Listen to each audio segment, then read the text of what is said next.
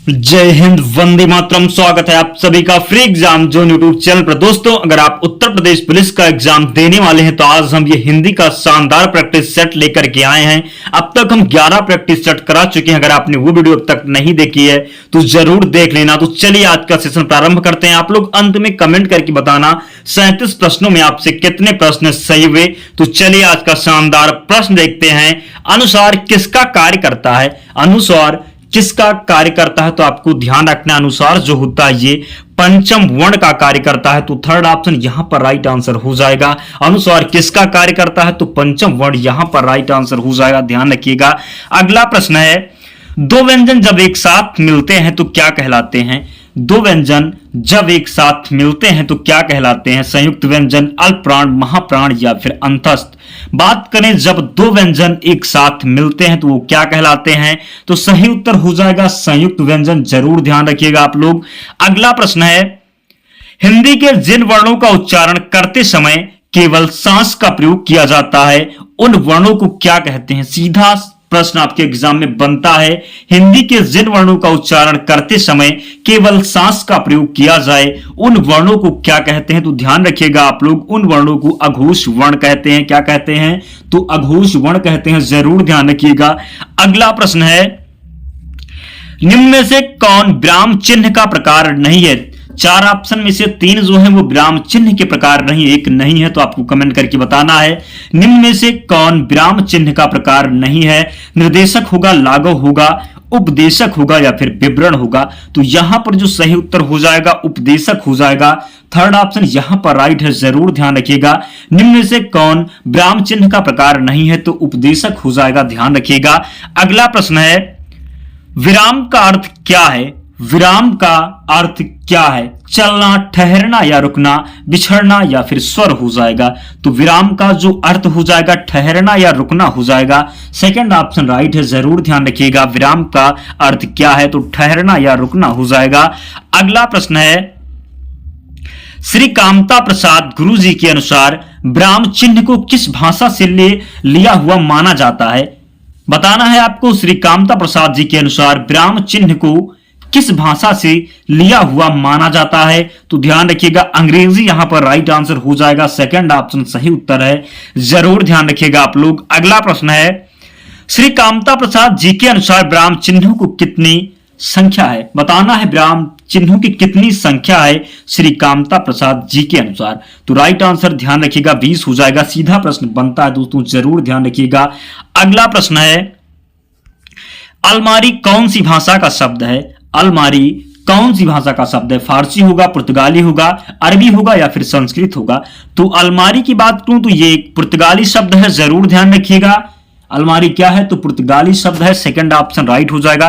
दोस्तों, अंत में आप लोग कमेंट करके जरूर बताना 37 प्रश्नों में आपसे कितने प्रश्न सही हो रहे। बहुत कम समय में हम प्रैक्टिस को कंप्लीट करवाएंगे तो आप लोग निश्चित ही एक एक प्रश्न को आप लोग आंसर जरूर करते रहना और अंत में जरूर बताना आप लोग 37 प्रश्नों में आपसे कितने प्रश्न सही हुए। हम टारगेट दे रहे हैं 30 प्रश्न आपको सही करना है। तो आप लोग अंत में कमेंट करके जरूर बताना। अगला प्रश्न है, आपका भविष्य उज्जवल हो, आपका भविष्य उज्जवल हो, अर्थ की दृष्टि से वाक्य भेद बताइए। आपका भविष्य उज्जवल हो, अर्थ की दृष्टि से वाक्य भेद बताइए। प्रश्नवाचक होगा, निषेधवाचक होगा, इच्छावाचक होगा या फिर आज्ञावाचक होगा। तो यहां पर प्रश्न की कोई बात नहीं हुई है, ना फिर निषेधवाचक है। तो यहां पर क्या है? आपका भविष्य उज्जवल हो, इच्छा जाहिर की जा रही है तो इच्छावाचक हो जाएगा। क्या हो जाएगा? आपका भविष्य उज्जवल हो, अर्थ की दृष्टि से वाक्य भेद बताना है तो इच्छावाचक हो जाएगा। ध्यान रखिएगा आप लोग। अगला प्रश्न है, रचना के आधार पर वाक्य के कितने प्रकार होते हैं? 2, 3, 4 या फिर 5। तो रचना के आधार पर वाक्य के 3 प्रकार होते हैं। कौन कौन से? ध्यान रखना आप लोगों को। कितने प्रकार होते हैं रचना के आधार पर? तो 3 प्रकार होते हैं, संयुक्त, मिश्र वाक्य और सरल वाक्य। तो ध्यान रखिएगा आप लोग। रचना के आधार पर वाक्य कितने प्रकार होते हैं? तो 3 प्रकार होते हैं, ध्यान रखिएगा। अगला प्रश्न है, तुम कहां जा रहे हो? तुम कहां जा रहे हो किस प्रकार का वाक्य? कहां प्रश्नवाचक वाक्य। ध्यान रखिएगा, जहां पर भी प्रश्न पूछा जाए वहां पर क्या होता है? प्रश्नवाचक वाक्य हो जाता है। तो तुम कहां जा रहे हो वाक्य क्या हो जाएगा? प्रश्नवाचक हो जाएगा। सेकंड ऑप्शन यहां पर राइट है। जरूर ध्यान रखिएगा। अगला प्रश्न है, निम्नलिखित में से कौन सा शब्द द्रववाचक संज्ञा है? आपको द्रववाचक संज्ञा बताना है। खटाई, मिठाई, दूध, ठंड। तो राइट आंसर कमेंट करके जरूर बताएं। निम्नलिखित में से कौन सा शब्द द्रववाचक संज्ञा है? तो यहां पर जो सही उत्तर हो जाएगा दूध हो जाएगा, क्योंकि दूध जो है ये द्रववाचक संज्ञा है। ध्यान रखिएगा आप लोग, दूध जो है द्रववाचक संज्ञा है। खटाई मिठाई ये सब भाववाचक संज्ञा हो जाएगी, ध्यान रखना आप लोग। अगला प्रश्न है, निम्न में से कौन सी भाववाचक संज्ञा है? निम्न में से कौन सी भाववाचक संज्ञा है? दिल्ली, लड़का, मोहन या फिर बीमारी? तो राइट आंसर कमेंट करते रहना आप लोग।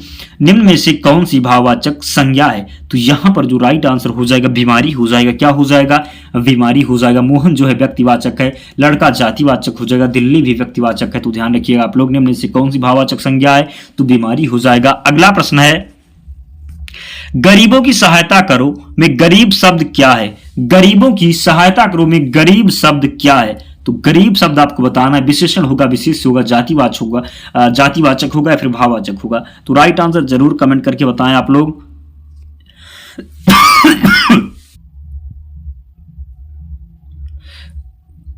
गरीबों की सहायता करो में गरीब शब्द जो हो जाएगा, तो ध्यान रखना गरीब क्या हो जाएगा? पूरी जाति का बोध करा रहा है, तो क्या हो जाएगा? यहां पर जातिवाचक संज्ञा हो जाएगा। क्या हो जाएगा? जातिवाचक संज्ञा हो जाएगा, ध्यान रखना आप लोग।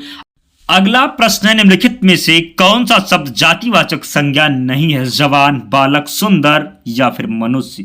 तो जो ये सुंदर दिया हुआ है, थर्ड ऑप्शन राइट हो जाएगा। ये जातिवाचक संज्ञा नहीं है, ध्यान रखिएगा आप लोग। अगला प्रश्न है, निम्नलिखित शब्दों में कौन स्त्रीलिंग नहीं है? रोटी, पूरी, पानी या फिर नदी? जो पानी दिया हुआ ये स्त्रीलिंग नहीं है, ध्यान रखिएगा आप लोग। अगला प्रश्न है, निम्नलिखित में पुल्लिंग शब्द बताइए। सरसों, मकई, मूंग, सारस? तो सारस जो है ये पुल्लिंग शब्द हो जाएगा, ध्यान रखिएगा आप लोग। सरसों अच्छी है, मकई अच्छी है, तो इस प्रकार आप लोग ध्यान रखिएगा। अगला प्रश्न है, हरियाली किस प्रकार की संज्ञा है? हरियाली किस प्रकार की संज्ञा है? जातिवाचक, समूहवाचक, भाववाचक या फिर द्रव्यवाचक? तो हरियाली की बात करें तो ये भाववाचक संज्ञा है, जरूर ध्यान रखिएगा आप लोग। अगला प्रश्न है, लड़का पेड़ से गिरा, इस वाक्य में कारक आपको बताना है। लड़का पेड़ से गिरा, इस वाक्य में कारक बताना है। संप्रदान कारक होगा, क्रम कारक होगा, अपादान कारक होगा या फिर संबोधन कारक होगा? तो लड़का पेड़ से गिरा, यहां पर अलगाव है, तो अलगाव में आपको हमने बताया है अपादान कारक होता है। तो यहां पर थर्ड ऑप्शन का चयन जिसने भी किया है, लड़का पेड़ से गिरा अपादान कारक है, जरूर ध्यान रखिएगा आप लोग। अगला प्रश्न है, निम्नलिखित में पुल्लिंग शब्द बताइए। बुढ़ापा, जड़ता, पटना या फिर दया? आपको पुल्लिंग शब्द बताना है। बुढ़ापा, जड़ता, पटना या फिर दया? तो पुल्लिंग शब्द की बात करें तो ये बुढ़ापा हो जाएगा। बुढ़ापा जो है ये पुल्लिंग शब्द है, ध्यान रखिएगा आप लोग। अगला प्रश्न है, वृक्ष से पत्ते गिरते हैं, इस वाक्य में कौन सा कारक है? वृक्ष से पत्ते गिरते हैं, इस वाक्य में कौन सा कारक है? तो वृक्ष से पत्ते गिरते हैं यानी कि अलगाव हो रहा है। क्या है? वृक्ष से पत्ते गिरते हैं, तो जो है वृक्ष से पत्ते अलग हो रहे, तो कौन सा कारक हो जाएगा? तो अपादान हो जाएगा। फर्स्ट ऑप्शन यहां पर राइट है, जरूर ध्यान रखिएगा आप लोग। अगला प्रश्न है, बाजार से किस प्रकार की संज्ञा का बोध होता है? तो बाजार से किस प्रकार की संज्ञा का बोध होता है? भाववाचक, समूहवाचक, जातिवाचक या फिर व्यक्तिवाचक? तो बाजार से किस प्रकार की संज्ञा का बोध होता है? तो यहां पर राइट आंसर हो जाएगा समूहवाचक। सेकंड ऑप्शन राइट है, जरूर ध्यान रखिएगा। अगला प्रश्न है, वह बहुत अच्छा लड़का है, वह बहुत अच्छा लड़का है में वह कौन सा सर्वनाम है? निश्चयवाचक, अनिश्चयवाचक, संबंधवाचक या फिर निजवाचक? तो वह बहुत अच्छा लड़का है, तो वह जो है ये निश्चयवाचक सर्वनाम है, ध्यान रखिएगा। यहां पर राइट आंसर हो जाएगा निश्चयवाचक। फर्स्ट ऑप्शन का चयन जिसने भी किया है राइट आंसर हो जाएगा, ध्यान रखिएगा आप लोग। अगला प्रश्न है, से के द्वारा किस कारक का प्रसर्ग है? अपादान, करण, संप्रदान या फिर अधिकरण? तो से के द्वारा किस कारक का प्रसर्ग हो जाएगा? तो ध्यान रखिएगा आप लोग, करण हो जाएगा। यहां पर क्या हो जाएगा? तो करण कारक हो जाएगा। सेकंड ऑप्शन यहां पर राइट है, ध्यान रखिएगा आप लोग। अगला प्रश्न है, मीठा की भाववाचक संज्ञा बताइए। मीठा की भाववाचक संज्ञा बताइए। मिठाई होगा, मिठास होगा, मीठी होगा या फिर मधुर होगा? तो मीठा की भाववाचक जो संज्ञा हो जाएगा, क्या हो जाएगा? तो मिठास हो जाएगा। सेकंड ऑप्शन का चयन जिसने भी किया है सही उत्तर हो जाएगा, ध्यान रखिएगा आप लोग। अगला प्रश्न है, नीली साड़ी में कौन सा विशेषण है? नीली साड़ी में कौन सा विशेषण है? संख्यावाचक, परिमाणवाचक, गुणवाचक, सार्वनामिक विशेषण। तो नीली साड़ी की बात करें, इसमें गुणवाचक विशेषण हो जाएगा। कौन सा हो जाएगा? तो गुणवाचक विशेषण हो जाएगा नीली साड़ी में, ध्यान रखिएगा आप लोग। अगला प्रश्न है, निम्नलिखित शब्दों में निपात का उदाहरण कौन सा शब्द है? निम्नलिखित शब्दों में निपात का उदाहरण कौन सा शब्द है? ठीक होगा, निकट होगा, इधर होगा या फिर कल होगा? तो निम्नलिखित शब्दों में निपात का उदाहरण कौन सा हो जाएगा? तो ठीक हो जाएगा। क्या हो जाएगा? ठीक हो जाएगा। फर्स्ट ऑप्शन यहां पर राइट है, ध्यान रखिएगा आप लोग। अगला प्रश्न है, व्याकरण की दृष्टि से कौन सा शब्द विशेषण नहीं है? भय, भेद, निरपेक्ष, भीरु या फिर भय। व्याकरण की दृष्टि से कौन सा शब्द विशेषण नहीं है? कमेंट करके आप लोग जरूर बताएं। तो भय जो दिया हुआ ये विशेषण नहीं है, ध्यान रखिएगा आप लोग। भय जो है ये विशेषण नहीं है। व्याकरण की दृष्टि से कौन सा शब्द विशेषण नहीं है? तो भय हो जाएगा, ध्यान रखिएगा। अगला प्रश्न है, मध्यम पुरुष तू का सही बहुवचन क्या होगा? मध्यम पुरुष तू का सही बहुवचन क्या होगा? आप लोग होगा, तुम लोग होगा, यह हम होगा या फिर यह लोग होगा? तो मध्यम पुरुष तू का जो सही बहुवचन हो जाएगा, जिसने भी ऑप्शन सेकेंड तुम लोग का चयन किया है, राइट आंसर हो जाएगा। मध्यम पुरुष तू का सही बहुवचन क्या हो जाएगा? तो तुम लोग हो जाएगा। अगला प्रश्न है, निम्न में भूतकाल का उदाहरण कौन सा है? मैं जाता हूं, राम घर गया था, वह आ रहा है, वह पुस्तक पढ़ेगा। तो भूतकाल का उदाहरण कौन सा हो जाएगा? आप सभी को पता होगा, राम घर गया था। सेकंड ऑप्शन का चयन जिसने भी किया है, राइट आंसर हो जाएगा, ध्यान रखिएगा आप लोग। अगला प्रश्न है, समुच्चय बोधक को और किस नाम से जानते हैं? समुच्चय बोधक को और किस नाम से जानते हैं? अविकारी, विकारी, कोई नहीं या फिर दोनों? तो समुच्चय बोधक को किस नाम से जाने जाते हैं? तो अविकारी के नाम से जानते हैं। समुच्चय बोधक को अविकारी के नाम से जाने जाते हैं, जरूर ध्यान रखिएगा। अगला प्रश्न है दोस्तों, आपके एग्जाम में सीधे प्रश्न मिलेंगे तो जरूर ध्यान पूर्वक पूरे ध्यान से वीडियो को देखिएगा। सकर्मक क्रिया की पहचान कीजिए। मुस्कुराना होगा, रोना होगा, हंसना होगा या फिर पढ़ना होगा? तो सकर्मक क्रिया की पहचान आपको करना है, कमेंट करके राइट आंसर जरूर बताएं आप लोग। तो जो पढ़ना है, क्या है? जो पढ़ना है ये सकर्मक क्रिया हो जाएगा। क्या हो जाएगा? पढ़ना जो है सकर्मक क्रिया हो जाएगा, ध्यान रखिएगा आप लोग। अगला प्रश्न है, चलना फिरना दौड़ना कैसी क्रिया है? चलना फिरना दौड़ना कैसी क्रिया है? मुख्य क्रिया, सहायक क्रिया, कर्मक क्रिया, फिर सकर्मक क्रिया? तो चलना फिरना दौड़ना कैसी क्रिया है? तो अकर्मक क्रिया हो जाएगा। क्या हो जाएगा? अकर्मक क्रिया हो जाएगा, ध्यान रखिएगा आप लोग। अगला प्रश्न है, वह हंस रही है, वह हंस रही है, वह हंस रही है, इस वाक्य में सहायक क्रिया की पहचान कीजिए।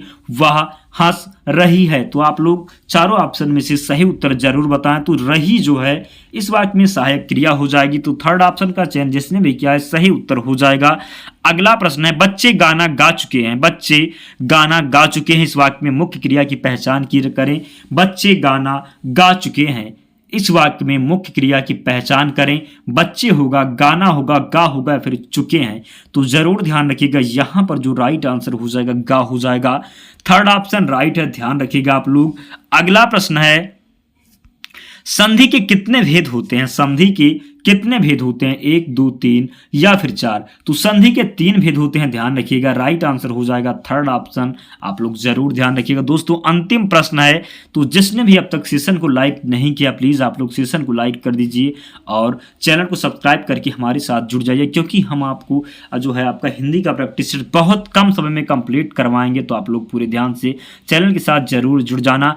अगला प्रश्न है, कौन सा व्यंजन संधि का उदाहरण नहीं है? उदाहरण, तद्दत, वाक्जाल या फिर रसायन? तो रसायन जो दिया हुआ है ये व्यंजन संधि का उदाहरण नहीं है, ध्यान रखिएगा। दोस्तों 37 प्रश्न कंप्लीट हो चुके हैं। आप लोग कमेंट करके बताएं 37 प्रश्नों में आपसे कितने प्रश्न सही हुए। 30 प्रश्न आप सही कर पा रहे या नहीं कर पा रहे, कमेंट करके जरूर बताएं 30 प्रश्न आपसे सही हुए या नहीं सही हुए। दोस्तों आप लोग अगर इसकी PDF चाहते हैं तो टेलीग्राम चैनल से जुड़ जाना, लिंक डिस्क्रिप्शन बॉक्स में या टेलीग्राम पर जाकर के सर्च कर लेना, फ्री एग्जाम जोन चैनल मिल जाएगा आपको, वहां पर सारी PDF मिल जाएगी। तो मिलते हैं अगले वीडियो में, तब तक पढ़ते रहिए, ध्यान रखिए अपना, स्वस्थ और सुरक्षित रहिए। जय हिंद।